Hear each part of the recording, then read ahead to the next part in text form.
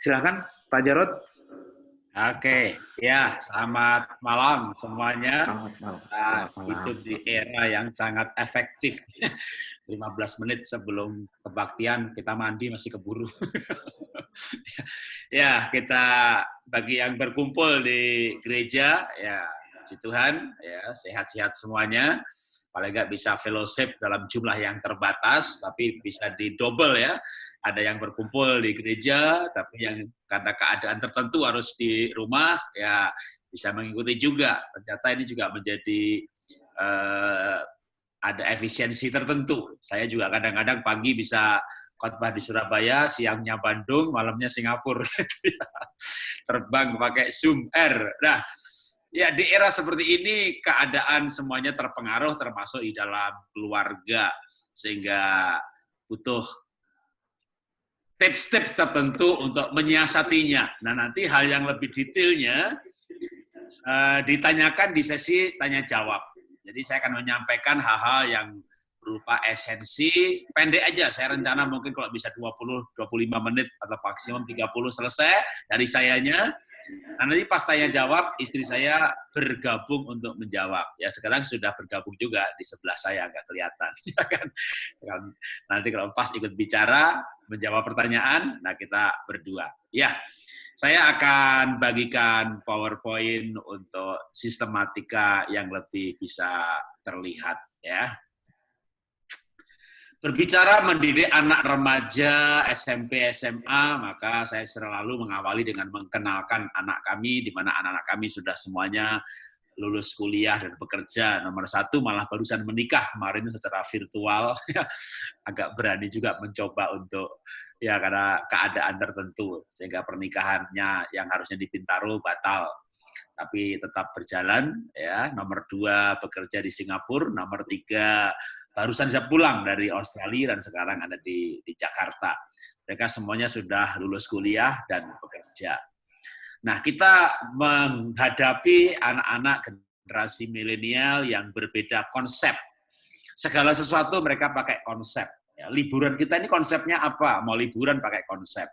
Nikah gitu misalnya dulu waktu pas mau nikah anak saya, Pak, ini konsepnya intimacy. Jadi kita pengen di Bali 100 orang saja. Waduh, saya 100 orang, temannya papa ini 500. Belum temannya mama, belum yang lain. Paling nggak 1000 lah. Masa saya nyalami orang yang nggak kenal gitu. Akhirnya rundingan-rundingan, ketemu angka 400, kena COVID, nggak jadi. Gitu ya. Tapi anak sekarang memang semuanya dengan konsep. Dalam segala hal.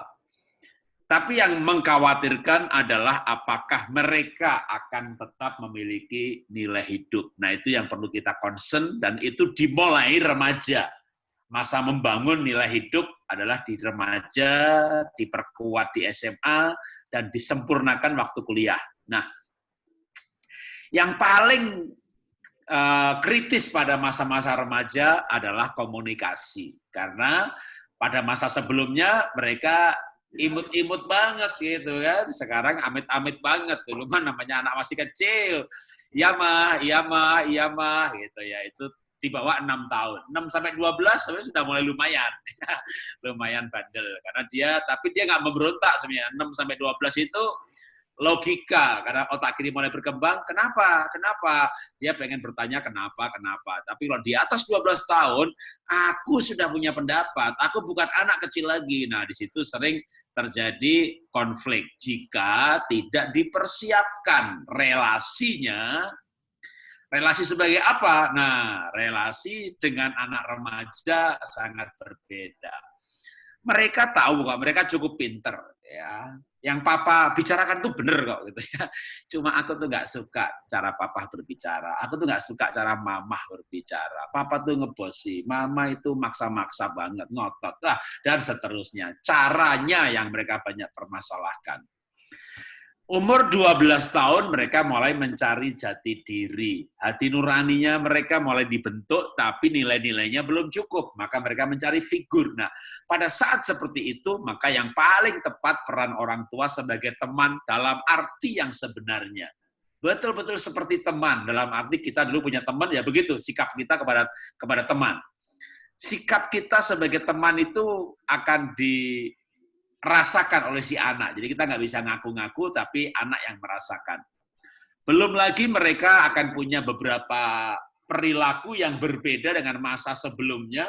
Bahkan remaja sekarang bukan 12-17, bisa maju lebih cepat umur 12, khususnya wanita. Kalau laki-lakinya kebanyakan masih di usia 12, tapi wanitanya bisa lebih cepat. Menyendiri apabila mereka merasa bahwa orang tuanya nggak mau mengerti dirinya. Mereka mulai susah komunikasi jika orang tuanya nggak mau dengerin. Bahkan usia SMP hari-hari ini sudah banyak yang patah hati. Mereka sudah mulai jatuh cinta.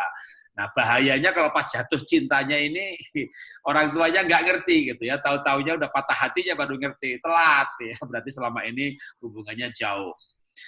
Nggak punya niat, susah bergaul dan memberontak. Nah, firman Tuhan berkata, didiklah anak muda. Nah, menurut saya muda di sini perlu dimajukan remaja, ya.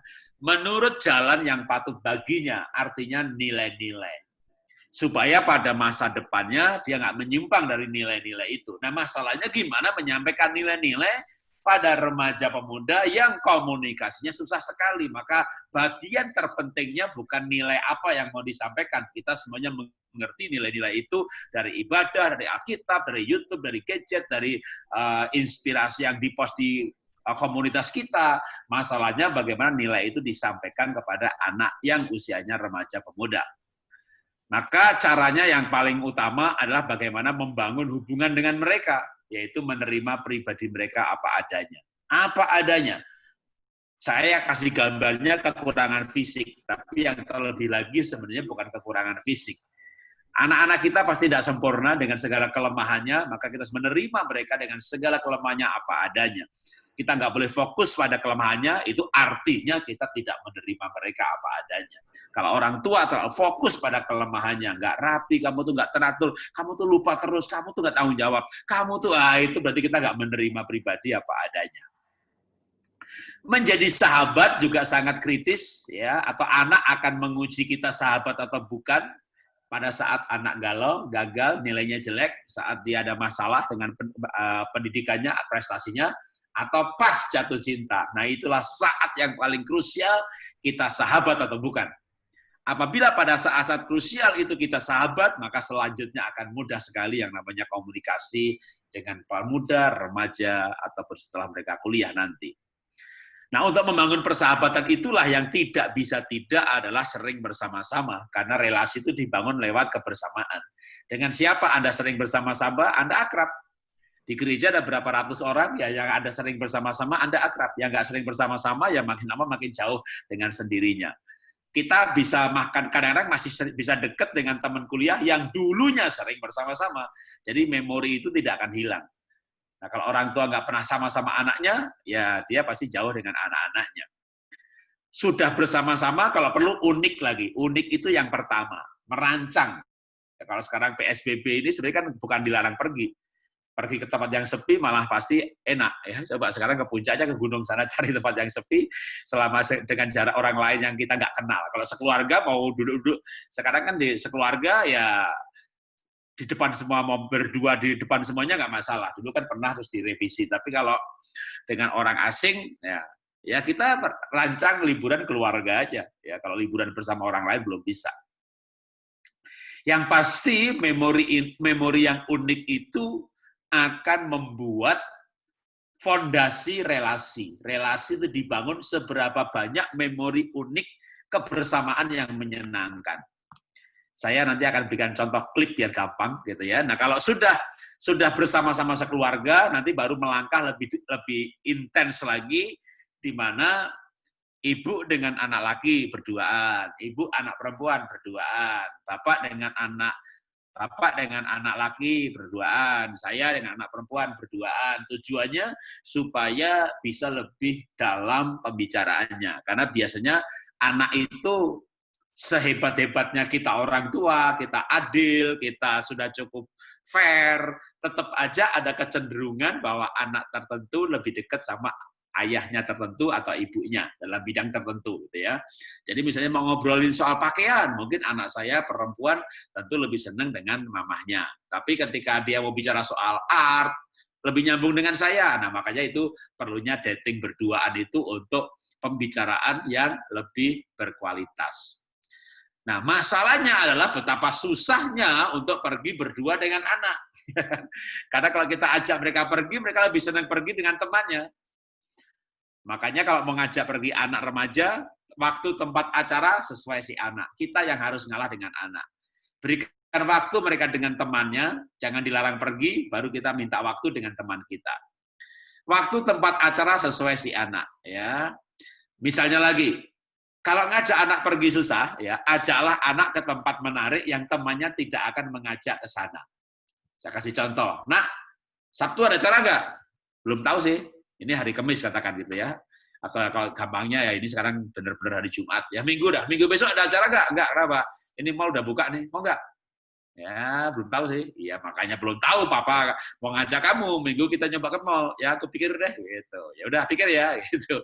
Itu dia bukan mikir tuh. Dia langsung masuk kamar, buka HP-nya, dia tanya temennya, mall sana udah buka, kata papaku, mau nggak ke sana?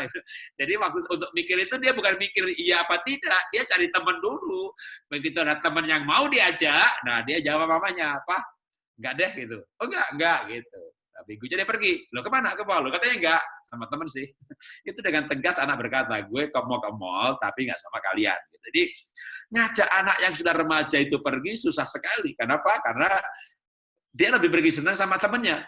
Lalu gimana cara ngajak anak pergi? Ajaklah pergi yang temennya nggak ngajak. Contoh, ya, ini gambar waktu kami ada di Raja Ampat, ya kan? Nak mau nggak ke Raja Ampat?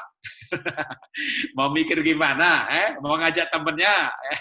20 juta loh ke sana satu orang, ya kan? Jadi kalau memang kita bisa bilang ada harga yang harus dibayar gitu ya. Ya kalau nggak mau mahal-mahal banget jangan Raja Ampat ya, satu orang 20 juta. Dengan 6 juta itu udah dapat komodo yang view-nya mirip banget kayak begini di komodo ada. Itu harganya sepertiganya. Mau lebih murah lagi? Ya, jangan jauh-jauh ya. Yo nak, mau nggak nak ke tebing keraton? Apa itu? Ya kalau nggak jangan bilang tebing keraton dulu malah. Yo nak, mau nggak foto-foto di sini gitu. Wah, Norwegia, Swiss, bukan.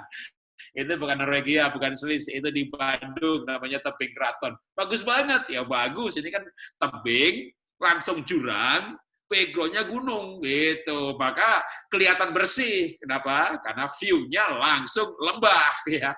Yang penting angle kameranya jangan ke bawah. Begitu ke bawah, kelihatan sampah, ya kan. Jadi itu aja bedanya dalam negeri sama luar negeri itu di tempat wisata ada sampah. Nah, karena itu ada di Bandung, mungkin anak pasti bilang, gue pikir ya, gitu.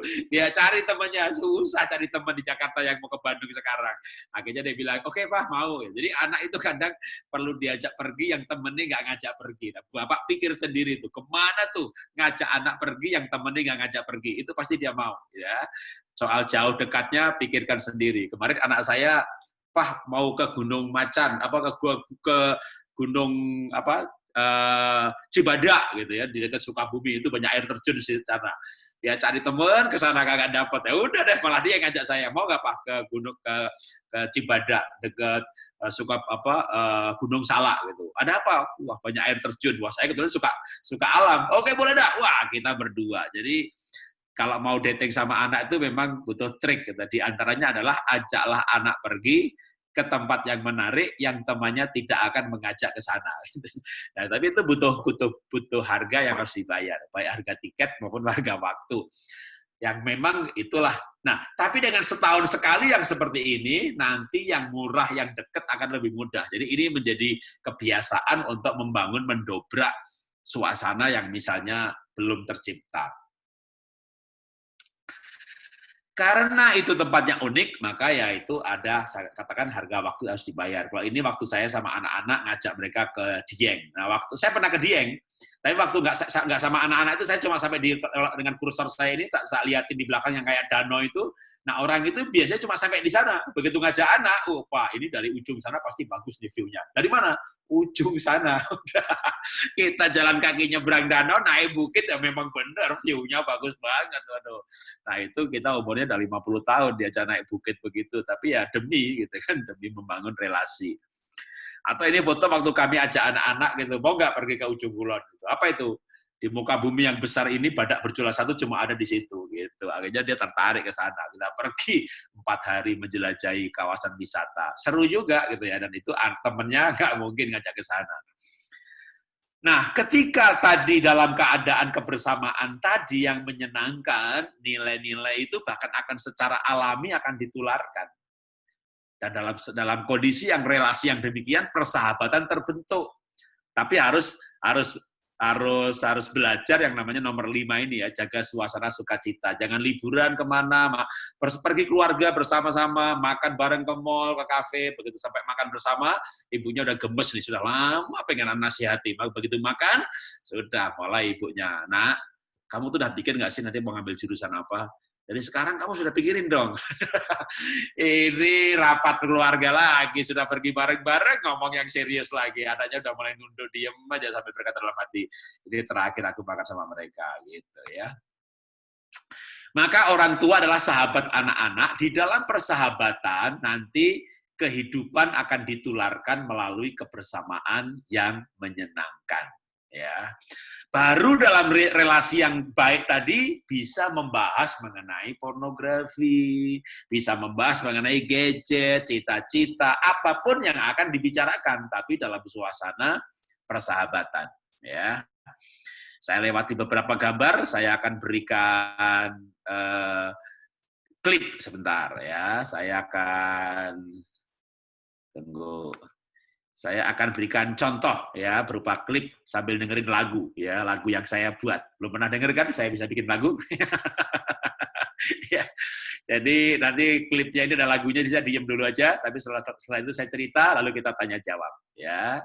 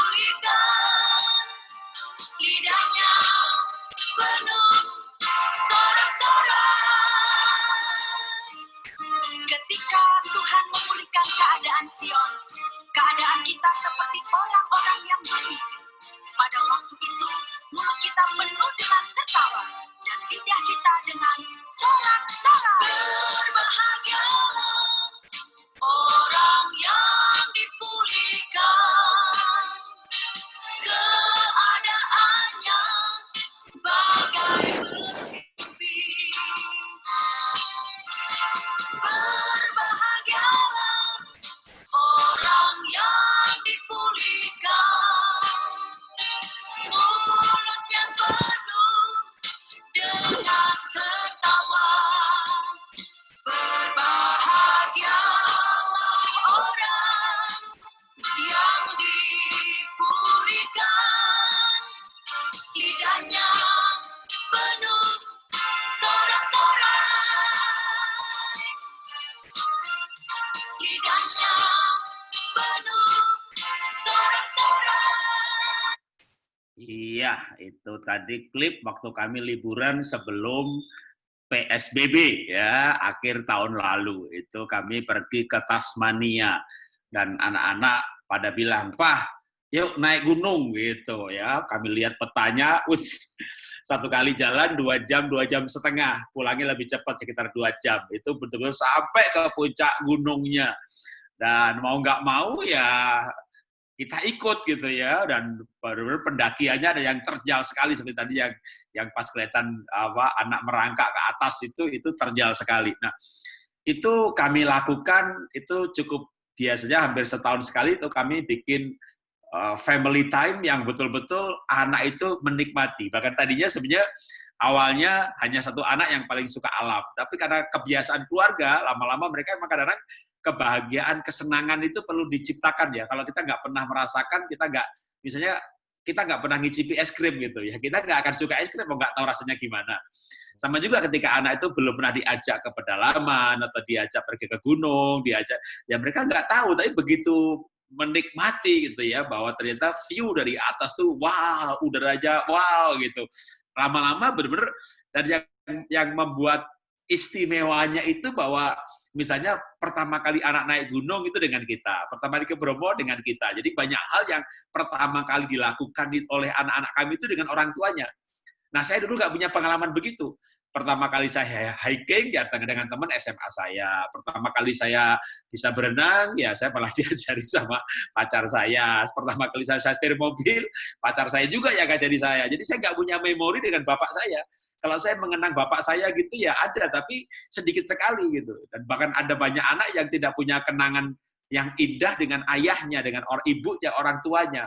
Karena itu kita perlu dengan generasi yang baru ini, ya sebenarnya bukan generasi baru ya, dari dulu pun harusnya orang tua itu membangun memori unik. Nah, memori itu terutama yang pertama kali. Jadi pertama kali anak saya mau belajar mobil gitu ya, saya ajari sendiri. Nanti begitu udah beberapa kali baru panggil sopir tuh parkirnya kurang pas tuh, terutama kalau jejernya rapet banget atau masuk ke dalam basementnya mall lah gitu ya.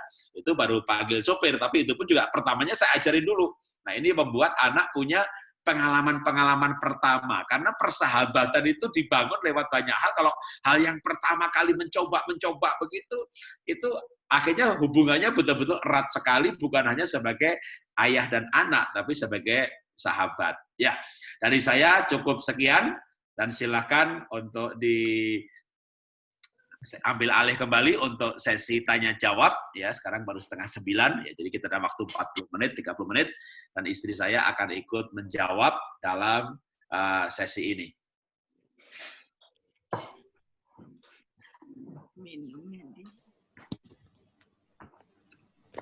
Ya, terima kasih Pak Jarod. Ya, sama-sama. Baik, kita akan melakukan sesi tanya jawab. Silakan bagi Bapak Ibu Saudara untuk langsung ke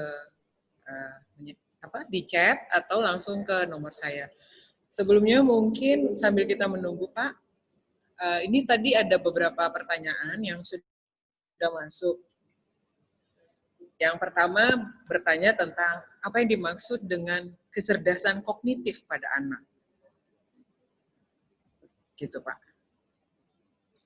Ya, kalau kemudian, oh ya, silakan. Oke. Kalau kecerdasan kognitif itu yang berhubungan dengan logika, biasanya otak kiri, ya, seperti misalnya matematika, fisika, ya, pelajaran eksak, itu kognitif, itu lebih ke logika. Ya. IQ itu kognitif itu kebanyakan. Ya, dikembangkannya lewat sekolah. Tapi kalau kecerdasan ya yang banyak Justru yang penting sebenarnya kecerdasan emosi, sosial, spiritual. Nah, kalau kognitif dapatnya di sekolah, maka yang emosi, sosial, spiritual dari keluarga dan lingkungan. Dan lingkungan terdekat adalah keluarga. Ya, baik. Terima kasih. Saya harap sudah cukup menjawab bagi yang bertanya, dan silakan kalau masih ada tanggapan untuk langsung di chat atau menghubungi saya. Kemudian ada lagi nih, Pak, Bu, seorang ibu bertanya, hal-hal penting apa yang harus diperhatikan saat berkomunikasi dengan remaja yang cenderung pasif? Pasif. Jadi nggak mulai gitu, kalau ngomong tuh emaknya dulu yang ngomong gitu. Gimana? Ya, pasif. Ya. Ya, kalau dia awalnya nggak pasif, waktu kecilnya sebelum remaja dia cerewet, tiba-tiba pas remaja dia diem, nah ini ada sesuatu, ya. Apa yang menyebabkan dia diam? Apakah mungkin waktu dia ngomong, mamahnya, orang tuanya nggak nanggepin, atau nanggepinnya apa? Tidak sesuai, kan remaja lagi gejolak emosinya lagi naik turun ya, jadi mungkin lagi bete atau lagi gimana, mamanya jawabnya tuh nggak enak. Tadi yang Pak Jarod bilang ya, sebenarnya remaja tuh mau dinasehatin, tapi caranya ngomong papa mama itu yang dia nggak suka. Jadi daripada berantem sama papa mama, daripada dimarahin, mendingan diem. Nah, kalau seperti itu, orang tua harus tahu apa akar masalahnya di mana. Tapi kalau memang dari awalnya udah diem dari kecil, memang dia flekmatik, ya nggak mau ngomong, ya caranya ya memang harus dipancing. Pertanyaan misalnya apa, kamu lagi ngapain? Ya, gimana hari ini? Supaya itu memancing dia untuk bercerita. Ya. Nah, terus anak-anak pendiam itu juga kadang-kadang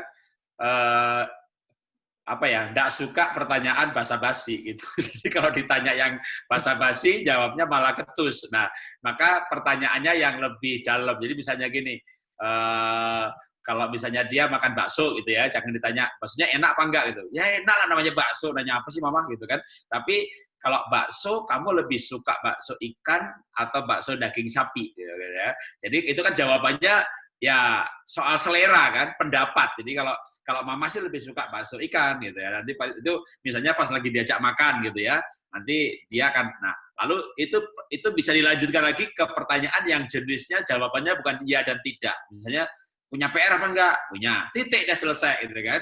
Tapi kalau pertanyaannya yang lebih dalam seperti pendapat gitu ya. Jadi misalnya di sekolah gitu. Kamu tadi belajar apa? Tentu sebagai pendahuluan gitu ya. Nah, kalau menurut kamu itu gimana? Nah, itu kan pendapat, maka mau nggak mau dia akan mulai berbicara. Tapi untuk anak mau yang memang tipe pendiam mengeluarkan yang berupa pendapat, ini juga kayak orang sebenarnya bicara sama anak, sama suami, sama pasangan itu sama gitu ya. Mesti lihat situasinya. Jadi misalnya dia pulang dari sekolah kok kayaknya mukanya surem, kayak mungkin lagi capek, mungkin lagi lapar gitu ya. Jadi kita perlu lihat situasinya. Sehingga kalau moodnya baik gitu ya, Pak. Kalau misalnya anak saya nomor 2 itu tipe pragmatik, pendiam juga.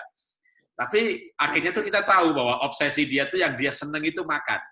Jadi kalau habis makan itu pokoknya moodnya baik. Gitu. Jadi itu anak nomor 2 itu udah makan gitu, udah diajak ngomong baru enak gitu ya. Tapi kalau belum makan nih, waduh, udah pokoknya otaknya tuh dimakan terus ya. Memang kayak kesannya memang kayak rakus gitu ya. Tapi ya memang begitu dia sukanya makan gitu kan. Jadi ya kalau sudah makan, sambil makan, pergi makan, sesudah makan, pokoknya nggak jauh dari makan gitu ya. Nah itu ngomongnya bisa lebih banyak gitu. Tapi kalau enggak, wah sudah. Nah itu apalagi laki-laki lagi ya, laki-laki itu nggak anak nggak apa-apa sama gitu. Kalau belum makan mulutnya bisu, jadi ya memang harus dikasih makan dulu baru dia keluar. Kalau anak saya nomor 2 lebih parah lagi dulu, untuk nulis aja tuh kalau belum makan nggak mau nulis gitu. Jadi makanya sampai hampir nggak naik kelas karena dia malas nulis. Lalu guru lesnya itu yang pinter gitu, dia ngelesi anak saya itu sambil bawa donat itu. Ben, kasih donat dan 1 gitu. Wah, dia mulai ceria, kalau dapat makan ceria, senang gitu. Enak Ben? Oh enak, suka, mulai bicara. Mau lagi 2, mau. Nulis dulu gitu. Jadi akhirnya ya itu kan anak saya tadi kan hampir nggak bisa nulis, tapi ini bukan remaja sebenarnya, lebih masih SD kelas 1 kelas 2. dia tulisannya parah banget. Kalau nggak jelek banget, kecil banget, gede banget. Pokoknya tulisannya susah, kayak dokter nggak bisa dibaca gitu. Akhirnya guru lesnya ini ngerti kalau kesukaannya makan gitu. Maka itu les 3 bulan aja langsung tuh berat badan naik 6-7 kilo. Jadi lesnya nulis, hasilnya berat badan naik. Tapi bicaranya bisa keluar gitu. Jadi kayak ada pancingannya. Dan memang tipenya seperti itu. Nah, kalau memang kebetulan tipenya pendiam dan suka makan, ya makan tuh jembatan. Ya, kalau dia nggak mau overweight ya pokoknya jangan ngajak makannya pas lapar aja deh gitu ya. Nah, kan nanti lama-lama kita orang tahu ya anak ini kalau masih lagi capek mau diajak ngomong gitu. Maunya me time sendirian dulu. Nah, begitu diajak ngomong, nah itu kita mulai bicara. Ya itu sebenarnya cara berbicara bukan hanya untuk anak remaja sih ya, untuk pasangan pun begitu juga. Ya, makasih. Ya, termasuk mungkin dengan yang masalah mood ya Pak, karena cenderungan anak-anak moody banget, jadi sometimes naik, sometimes turun, dan begitu ditanya tiba-tiba meledak, itu kadang-kadang bikin kaget Pak, Ibu. Iya, terutama anak remaja, karena anak remaja itu kan masa puber. Puber itu kan kalau laki-laki mulai keluar hormon testosteronnya, wanita estrogennya, pelepasan hormon dalam jumlah yang melebihi daripada sebelumnya. Nah, kan kita tahu namanya hormon itu mempengaruhi perilaku. Misalnya hormon serotonin membuat orang rasa aman, lalu kalem. Hormon adrenalin, jantungnya berdetak lebih kencang, orangnya jadi aktif. Jadi hormon itu mempengaruhi perilaku. Nah, pada masa remaja terjadi pelepasan hormon berlebihan seiring dengan masuk masa pubertas. Maka udah pasti dia menjadi moody gitu ya. Jadi mood-moodan gitu ya. Itu hal yang sama juga nanti ketika hormonnya mulai berkurang seperti punya ibu wanita menopause pada usia 48-52, maka 4 tahun ke depan atau 2 tahun ke depan itu peri atau pra-menopause itu hormonnya mulai berkurang. Nah, pengurangan hormon dalam jumlah yang cukup besar akan kembali juga membuat mood yang berubah-ubah. Sama juga remaja. Jadi memang karena moodnya berubah-ubah, nah tinggal orang tuanya perlu ngerti moodnya si anak. Sama juga pernikahan ini. Kalau wanita Pak jangankan mau menopause itu ya, mau datang bulan aja sebulan sekali moodnya tuh pada masa-masa itu moodnya nggak jelas tuh. Kadang suaminya bingung sendiri ini kenapa ring-ringan gitu. Nah, makanya Bapak perlu tulis di agenda tuh ya kalau istri datang bulan lingkarin gitu. Itu aja udah 8 hari lagi gitu ya. Kalau teratur gitu itu. Nah, ini bicara komunikasi dan mood itu memang ada yang kita perlu tahu anak remaja. Jadi gini, orang tua jangan sekali-sekali mengambil kesimpulan bahwa, wah ini bandel, anak ini berontak. Mungkin dia bukan berontak loh, mungkin dia lagi gelisah. Mungkin dia bukannya melawan loh, mungkin lagi bingung. Jadi bentuk akar dasarnya dia lagi bingung dengan dirinya. Munculnya simptomnya gitu ya, perilakunya dia sepertinya memberontak. Nah, ini orang tua benar-benar jangan terpancing bahwa lalu kasih label kamu pemberontak, kamu nakal, kamu bandel, anak kurang ajar. Wah, itu semakin pergumulan anak semakin berat. Ya. Oke Pak, terima kasih. Selanjutnya ada lagi Pak, Ibu, bagaimana cara mengatasi anak yang mulai remaja yang sudah mulai sering keluar sama teman-teman? Kadang kalau dibilangin jangan pergi, bilangnya iya. Tapi ketika orang tuanya bobo, diem-diem hilang, gitu pergi. Itu bagaimana? Ya, memang mereka lagi pengen tantangan ya, punya geng-gengan segala. Sebenarnya sih yang penting dasarnya ya kita harus ajarkan bahwa dia harus takut Tuhan nggak gitu, dia kenal Tuhan nggak. Lalu jelaskan bahwa pergaulan yang buruk itu merusak kebiasaan yang baik. Nah, sebagai orang tua harus tekankan itu, nak kamu harus hati-hati bergaul ya. Mama nggak ngelarang bergaulnya. Justru harus bergaul sebanyak mungkin, mau suku apa aja boleh, ya supaya banyak teman itu nanti justru di bisnis itu yang berhasil tuh yang banyak teman, bukan yang IQ-nya tinggi. Tapi temennya siapa? Itu harus yang pilih yang baik. Jangan sampai kamu jatuh karena teman-teman yang jelek gitu. Dan sebagai orang tua, kalau saya dulu saya monitor temennya siapa aja dia, mau teman gereja, mau teman sekolah. Ya kalau saya rasa ini teman agak nakal gitu ya, nggak bener rokokan atau apa, saya ngomong dia rokokan loh, dia nggak bener loh, hati-hati ya. Kita sebagai orang tua harus kasih waspada supaya dia bukan nggak boleh bergaul, tapi kamu harus hati-hati, kalau bisa menghindar, gitu ya. Jadi orang tua tetap harus nasehatin, tapi jangan dikekang. Itu kesempatan memang anak mau dapat teman sebanyak-banyaknya, it's okay ya. Yang penting kita monitor dan kita awasi. Dan kalau lingkungannya baik, ya kasih kebebasan ya. Jadi misalnya dulu anak saya waktu masih di Jakarta yang paling kecil gitu kan, dia punya komunitas gereja, sel grupnya. Tapi sel grupnya ini ada yang kuliah, ada yang lain. Lalu kayak kalau bikin pertemuan tuh jam 9 malam itu baru mulai gitu kan. Jadi ya gimana? Tapi kan kita tahu itu benar lingkungannya bagus gitu. Ya sudah, kita kasih kesempatan. Jadi jam 9 malam, apalagi waktu itu anak saya komunitas komselnya ini adanya di dekat Sudirman Walk itu di belakangnya hotel Tamrin gitu. Jadi kalau jam 9 baru mulai, jam 11, jam 12 itu sampai rumah bisa jam 12 malam lu baru pulang gitu. Tapi ya lingkungannya bener, kegiatannya bener gitu. Ya kita kasih kesempatan. Itu anak yang paling kecil, yang bungsu. Kalau dulu anak pertama yang Nia ya, dia juga ada teman gereja, latihan musik, kan dia ngajar sekolah minggu, yang memang kebanyakan mulai anak zaman sekarang ini kayaknya mungkin jam 10 jam 8 malam itu baru tune in gitu ya. Jadi habis makan malam udah bikin PR, jam 8 baru kontak-kontakan, jam setengah 9 tuh izin mau keluar gitu. Nah saya dulu laki-laki itu jam 8 malam nggak pulang digebuki sama orang tua saya. Jadi kalau lingkungannya benar-benar baik dan benar, kegiatannya benar, kita bisa monitor siapa saja orang tuanya kita kenal, ya sudah, itu kita sebenarnya harusnya lebih longgar sedikit ya dalam hal memberi kesempatan anak dengan teman yang jelas tadi. Memang dari segi waktu, saya juga waktu itu kaget-kaget gitu ya. Ini anak gimana sih jam 8, anak perempuan setengah 9 malam baru berangkat.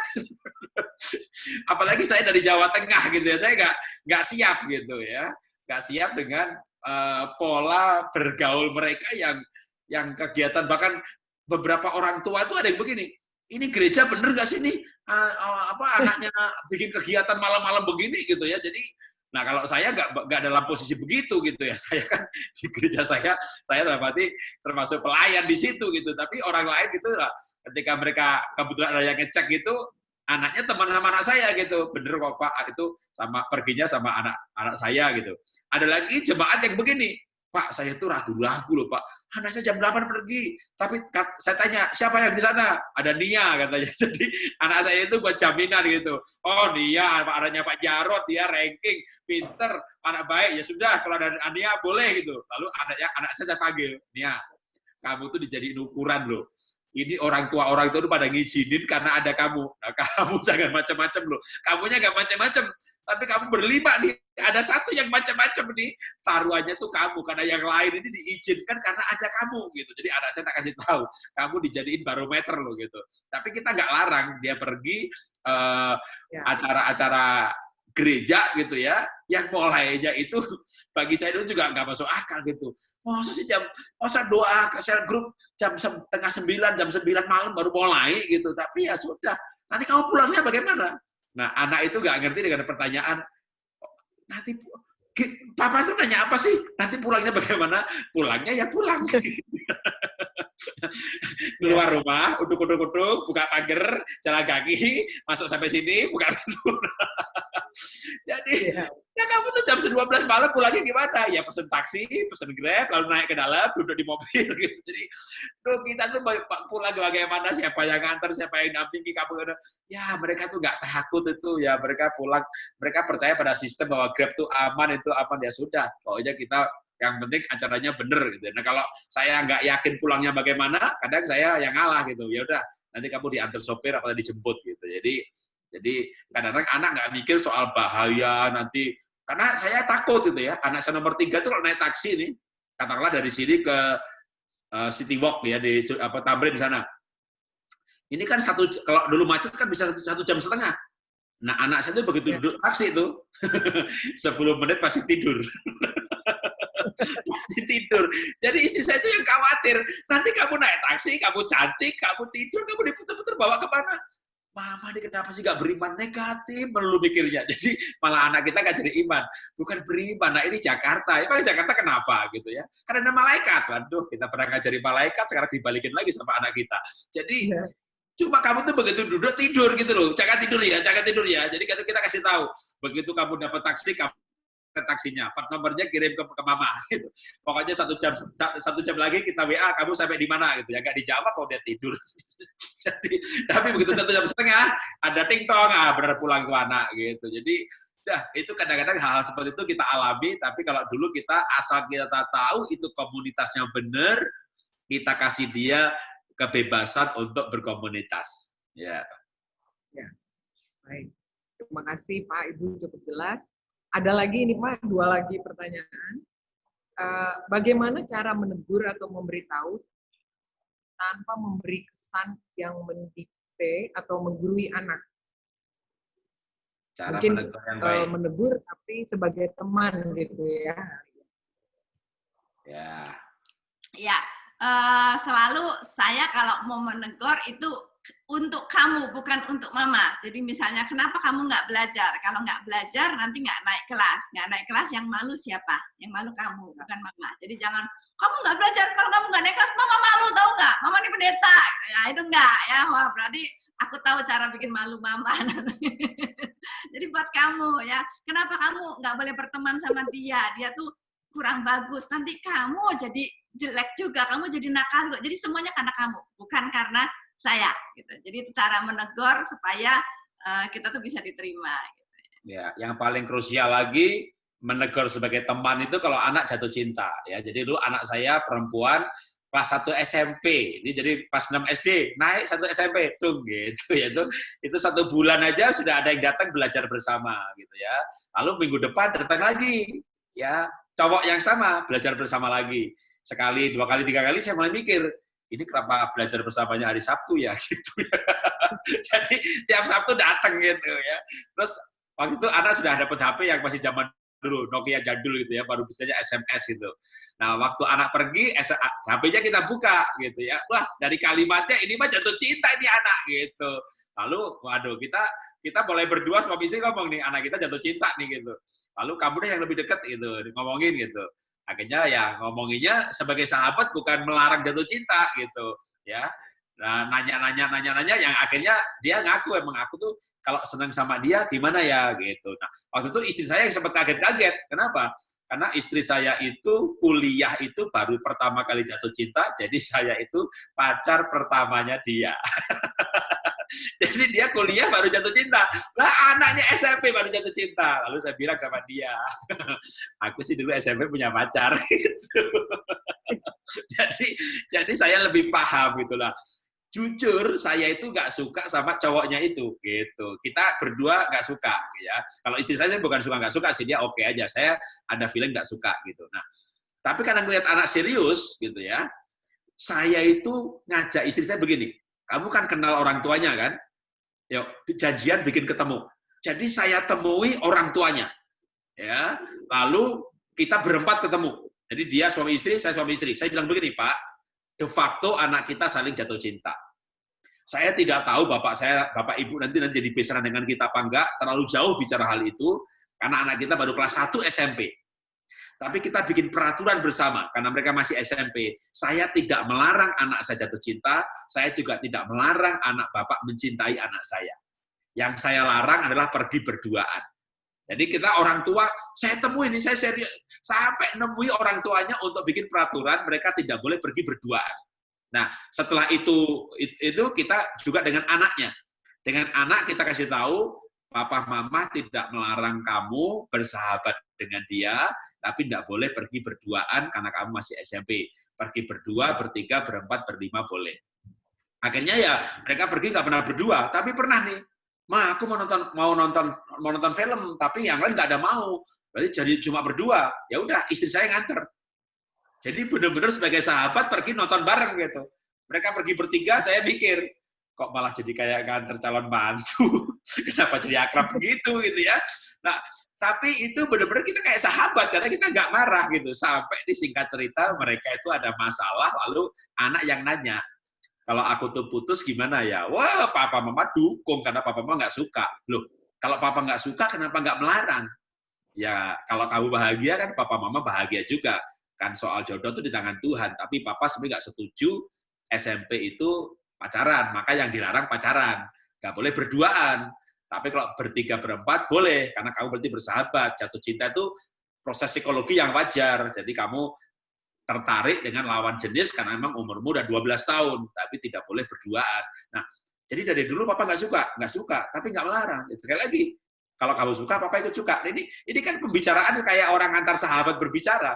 Akhirnya anak itu merasakan papa mama itu sahabatku. Nah, pengalaman bagaimana dia jatuh cinta pertama dan bagaimana sikap kita itu sangat dia kenang, sehingga akhirnya ketika untuk yang kedua kalinya, ya itu sebelum dia bilang iya atau mencintai, dia tuh bercerita dulu. Kalau yang pertama kan dia kayak dia senang dulu, akhirnya kami tahu, ya karena mungkin dia masih ragu-ragu nih gimana kalau dia mau cerita hal seperti ini. Tapi pengalaman pertama itu membuat berikutnya sampai akhirnya dia pernah jatuh cinta lagi, putus, lalu pas yang terakhir yang sekarang dia nikah itu dia sebelum waktu dia dibilangin I love you gitu ya, dia itu nggak berani jawab sebelum nanya kita dulu. Jadi saking nganggap kita ini sahabatnya. Jadi tapi waktu dia dideketi dia udah cerita, bersahabat dia cerita, kayaknya dia tuh naksir aku deh. Ya tunggu aja dia nembak gitu ya. Ya udah pokoknya selama ini bersahabat dulu. Nah bener-bener waktu mereka lagi sama-sama exchange ke Afrika, ya pertukaran pelajar, mereka berdua sama-sama ke Afrika. Ya kita kasih izin juga toh, mereka memang belum saling menyatakan gitu. Rupanya si cowoknya nih mau nembaknya, ya kita duga sih jangan-jangan di Afrika ditembak nih depan gajah gitu, depan apa. Taunya enggak semuanya gitu, sampai hari terakhir juga enggak ditembak gitu. Kita taunya malah setelah sampai di Singapura, rupanya di airport sebelum terbang pulang ke Singapura, itu cowoknya menyatakan gitu lah. Anak saya kan nggak jawab ya. Sebentar aku nanya mama dulu gitu. Lalu nanya, kita belum sempat baca. Pesawatnya take off, baru kita baca. Udah sepanjang pesawat nggak bisa tidur tuh anak. Nggak tahu jawaban kita apa enggak gitu. Jadi, tapi menurut saya anak tidak akan bersikap seperti itu kalau yang jatuh cinta pertama kita tidak bersikap sebagai sahabat. Jadi kita mau nasihati bahwa jangan pacaran, tapi kita nggak langsung melarang. Kalau melarang kita otoriter kan. Jadi kita bahkan mau pergi boleh, nggak ada yang nggak bertiga nih. Ya istri saya nganter nonton film, bertiga mereka pergi. Ini kan kayak sahabat banget gitu. Sampai akhirnya mereka sendiri yang bingung karena ada masalah pertengkaran, perdebatan, minta nasihat. Kalau menurut mama gimana, papa gimana? Ya papa mama nggak suka gitu. Dari pertama pun udah nggak suka, tapi kan kalian harus menjalani dulu persahabatan. Gitu. Yang maka kita larang pergi berduaan. Nah menurut saya ini cara menasehati yang real bener sebagai sahabat. Ya, makasih. Ya, terima kasih Pak, Bu. Mungkin ini yang mengingat waktu, walaupun masih pasti banyak yang pengen bertanya, tapi mengingat waktunya, ada satu hal yang anak-anak dari Bapak dan Ibu Jarod itu sudah menjadi teladan dalam hal studi dan pekerjaan. Kita bisa lihat dari slide-slide video yang dibagikan. Kemudian hal tersebut buat para orang tua itu studi dan pekerjaan itu salah satu hal yang diharapkan terjadi dalam anak-anak kita. Supaya anak-anak kita kelak bisa mandiri, sederhananya seperti itu. Apakah ada tips yang mungkin dalam satu kalimat yang sederhana yang bisa terngiang-ngiang buat kita dari Bapak dan Ibu untuk sebagai orang tua kita bisa menyampaikan kepada anak bahwa belajar dan mempersiapkan dirinya untuk pendidikan lebih lanjut buat anak kita itu adalah hal yang penting untuk dia, bukan buat kita gitu. Sometimes kan kita salah tuh kayak tadi Ibu bilang, sometimes mamanya lupa nih, mama malu nih gara-gara kamu begini, padahal harusnya anaknya untuk kepentingan anaknya gitu. Mungkin ada dalam satu kalimat yang kita bisa ingat terus kira-kira apa yang bisa kita sampaikan Pak Ibu. Wah, aku satu harikop.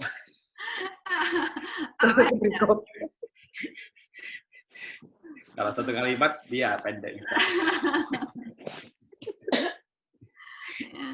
Kalau saya, saya kalau ajarkan anak-anak, kamu tuh harus belajar semaksimal mungkin supaya ketika kesempatan itu datang, ya, kamu bisa meraihnya. Jangan sampai kesempatan itu datang, kamu tidak siap meraihnya. Kenapa? Karena kamu tidak belajar, tidak mempersiapkan diri. Ya, itu yang pertama. Lalu yang kedua, saya biarkan kalau anak gagal. Ya, saya nggak pernah marahin kalau anak gagal. Mau gagal bercinta, mau gagal nilainya jelek, atau mau nyoba usaha-usaha gagal, biarin. Dari situ dia belajar, gitu loh. Justru kalau dia tahu kesalahannya sekarang, nanti waktu dia usahanya sudah jauh lebih besar, dia jadi nggak jatuh waktu sudah besar gitu. Jadi saya kalau nggak mah aku nggak apa-apa, ya coba lagi. Mama nggak marah, enggak. Tapi aku udah rugi segini, nggak apa-apa, coba lagi. Itu mungkin dari saya. Ya, kalau dari saya sehubungan dengan belajar ya, supaya anak SMP, SMA ini rajin belajar. Saya itu bilang begini, dulu Insinyur Soekarno itu sangat dikagumi. Kenapa? Karena pada zaman itu Indonesia itu tidak banyak insinyur. Maka begitu orang menjadi insinyur, wis jadi presiden gitu ya. Karena betul-betul S1 jarang. Sekarang ini banyak S1 nganggur. Dulu orang lulus SMA, kalau kita bicara 50 tahun yang lalu, di sebuah kabupaten di Indonesia, orang yang terpandai dan dia menjadi bupati. Sekarang di kabupaten yang sama, untuk menjadi office boy, itu syaratnya SMA. Jadi setiap generasi ini kayak butuh pendidikan yang lebih tinggi untuk sebuah prestasi yang sama. Makanya kalau ada kesempatan dan kasih karunia untuk sekolah, dan orang tua mampu membayari, sekolahlah yang baik. Memang sekolah bukan hal yang utama juga. Ada Lim Swee Lyong yang sekolahnya hanya sampai SD, ada banyak tokoh-tokoh di dunia ini yang tanpa gelar akademik pun mereka hebat. Tapi itu jumlahnya tidak banyak. Dan kalau kamu memang benar-benar dalam arti akademik itu berat sekali, maka harus punya kelebihan yang lain yang hebat sekali juga. Jadi misalnya aku tapi nggak sanggup kuliah, aku kayaknya nanti habis SMA atau SMP mau akademi aja deh, mau sekolah chef aja, mau ngambil sekolah yang vocation aja yang cuma setahun selesai, mau kerja gitu. Nah, untuk hal-hal yang seperti itu boleh, tapi kamu harus betul-betul hebat di bidang itu.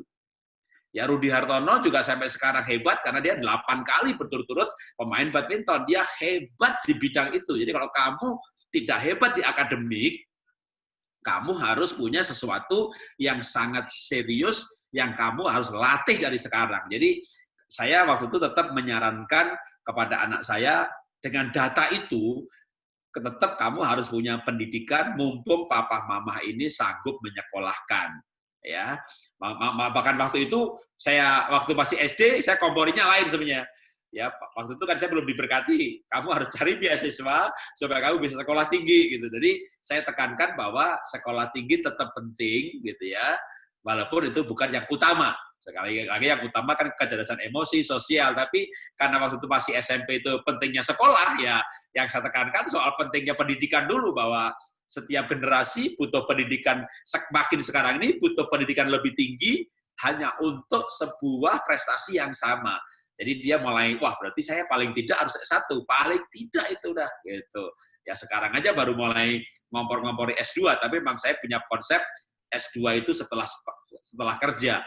Jangan sampai kesenangan sekolah lalu malah kecuali memang panggilannya dosen gitu ya. Kalau sudah bekerja, supaya milih jurusan itu betul-betul yang menopang karir dan pekerjaan yang pernah dilakukan. Jadi sekarang mereka nomor 2 udah ngambil keputusan mau kuliah lagi untuk menopang pekerjaannya. Tapi waktu mereka belum kerja, SMP SMA, ya dibukakan pentingnya tetap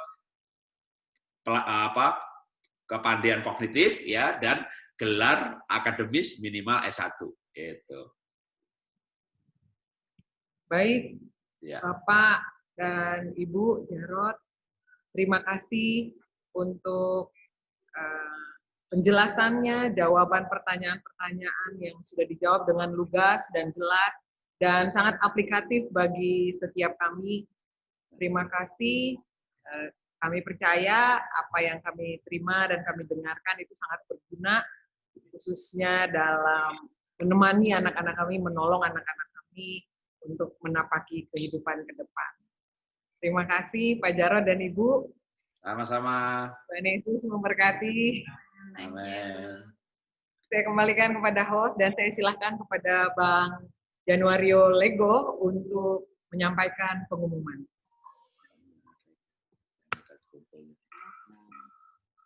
Shalom, shalom Bapak Ibu, Bapak Ibu.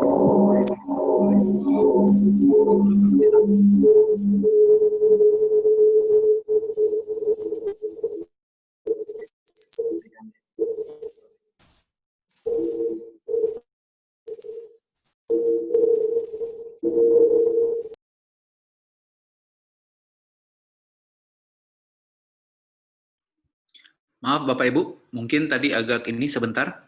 Pak Rio mungkin bisa ambil jarak sedikit atau pakai host yang itu ya. Silakan Pak. Oke, ini aja. Shalom Bapak Ibu, Kakak Abang, Koko Cici. Ada beberapa hal yang bisa saya sampaikan. Kita ada Shouters and Light podcast di GKKD Shouters itu setiap hari Kamis jam 19.00. Itu bisa diakses di Spotify dan juga bisa diakses di YouTube GKKD Shouters. Kedua, saya mengencourage untuk kita semua untuk tetap safe. Hikmat Tuhan membuat kita taat kepada peraturan dan bukan karena kita takut. Jika kita tidak bisa taat kepada yang kelihatan, bagaimana mungkin kita bisa taat kepada yang tidak kelihatan. Jadi perhatikan jarak kita, pakai masker, cuci tangan, rajin cuci tangan. Saya juga mau mengingatkan, hari Minggu ada ibadah jam 12 siang di YouTube GKKD Shouters. Saya juga mengencourage Bapak Ibu, Kakak Abang untuk selain kita ikut beribadah, kita juga bisa mengirimkan linknya ke rekan-rekan kita, ke saudara-saudara kita, supaya mereka juga bisa menerima berkat yang sama yang kita terima. Terakhir saya tutup dengan pantun. Makan malam dengan roti bakar, ada tamu diajak makan. Walau bertemu cuma sebentar, rasa rindu sudah terpuaskan. Tuhan Yesus memberkati.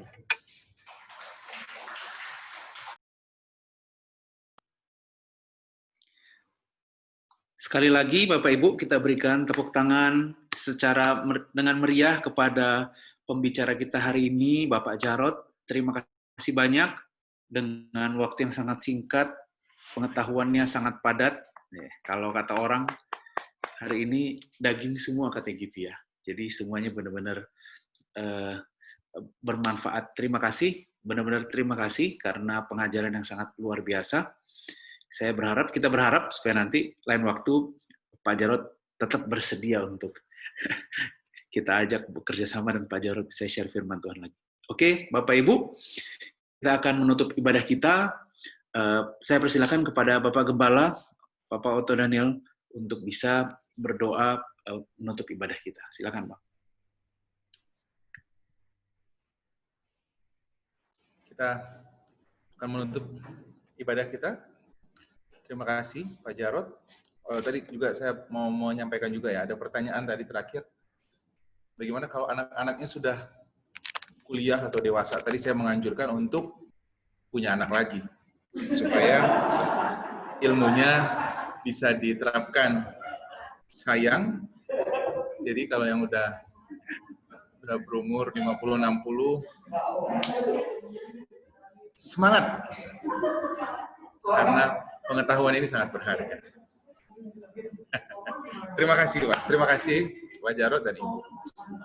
Mari kita sama-sama berdoa dan mengakhiri ibadah kita. Terima kasih Tuhan Yesus, terima kasih. Saya percaya kami bertumbuh di dalam pengetahuan, karena mostly anak Tuhan binasa karena lack of knowledge. Hubungan pernikahan kami binasa karena kami lack of knowledge.